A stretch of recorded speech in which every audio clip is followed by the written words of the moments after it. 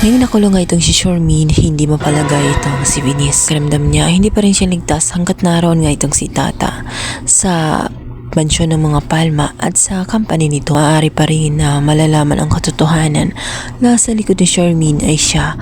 Kaya naman gagawa siya ng paraan kung paano mapalayas nga itong si Tata. Sa kabilang banda, isang magandang balita naman ang matatanggap nga nitong si Tata dahil nakita nga ni Sir Gob kung gaano siya kasipag sa trabaho at dahil sa dedikasyon niya sa kaniyang trabaho. Kaya naman naisipan nga ni Sir Gob na ipromote na nga siya bilang executive niya. Kapalit nga nitong si Charmaine.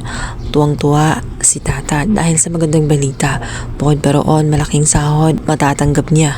At dahil nga sa tiwalang binigay nga nitong si Sir Gob, talagang gagalingan pa ni Tata ang kanyang trabaho.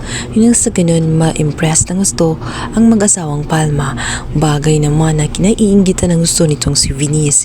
Kaya naisip niya na kailangan na talaga na mawala sa kanyang landas itong si Tata. Kung hindi ay maietsapuera siya, mawawala sa kanyang atensyon ng mag-asawang Palma at mapupunta na nga dito kay Tata. Lalong-lalo na at ito nga sa Sir Gob ay nararamdaman ang lukso ng dugo, magaan ang loob niya dito kay Tata. Sa kabilang banda, malalaman na nga ni Sir Gob ang kinaroroonan ng kanyang anak dito nga kay Carmine dahil nga sa dumating na nga ang kanyang inutusan na si email upang magkwento sa kanya na natuntunan niya ang kinaroroonan ng kanyang anak kay Carmine. Matagal na umanong patay itong si Carmine dahil sa sakit sa baga. Kaya naman naisipan na nga ni Sir Gob na kailangan makita na niya ang kanyang anak dahil guilty siya at nag-aalala siya kung ano ang kalagayan ng kanyang anak, ano ang kinakain, nakakatulog kaya ito ng maayos.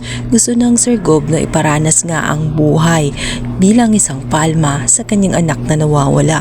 Ang hindi alam ng Sir Gob ay narinig ito ng lahat nitong si Francis. Dito na pagtanto ni Francis na kaya pala hindi siya kayang mahalin ng buo ng Sir Gob bilang isang anak dahil sa nakalaan pala ito sa kanyang tunay na anak.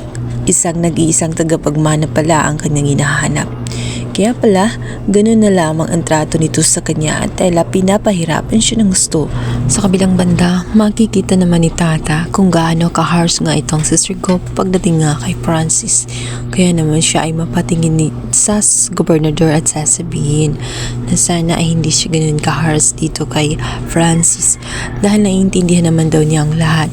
Ngunit si Francis naman ay ginagawa niya ang lahat-lahat ng kanyang makakaya nang sa ganun masatisfy lamang ang gobernador. Dito nga ay makikita natin na bigla nga magkasakit itong si Francis dahil sa labis sa pagtatrabaho sa kumpanya ng gobernador. Ngunit kahit ganun ang nangyari ay wala lang sa gobernador ang kanyang nararamdaman. Pinagalitan pa nga siya ng gusto dahil sa kanyang kapabayaan. Hindi man lang niya nakita ang kababalaghan na ginawa ni Charmaine. Kung hindi umano siya aayos ay maaari umanong mawalan siya ng trabaho sa kanyang ginagawa. Nauwi siya ng mansyon dahil sa kanyang hindi magandang kondisyon at baka umano ay makahawa pa siya. Pinasunod na lang kay Tata ang iba pa niyang gawain. Kahit na panahon na sana na magpapahinga siya, ay talagang pinapasunod pa sa kanya ang kanyang mga trabaho at mga gagawin. Si Tata ay naawa ng gusto dito kay Francis kaya naman tinulungan niya itong magsuob nang sa ganun gumanda-ganda ang kanyang pakiramdam. Ngunit sa pagpunta pala niya sa mansyon ay mapapahamak siya dahil ang ingratang itong si Venus na hindi mapakali ay gagawa talaga ng kababalaghan para lamang magkaroon ng kasalanan itong si Tata at palasin ng mag-asawang Palma. Balit magtatagumpay kaya itong si Venus kung may makakakita sa kanyang ginawa kung saan siya mismo ang naglagay ng naturang relo sa baga nitong si Tata. Abangan!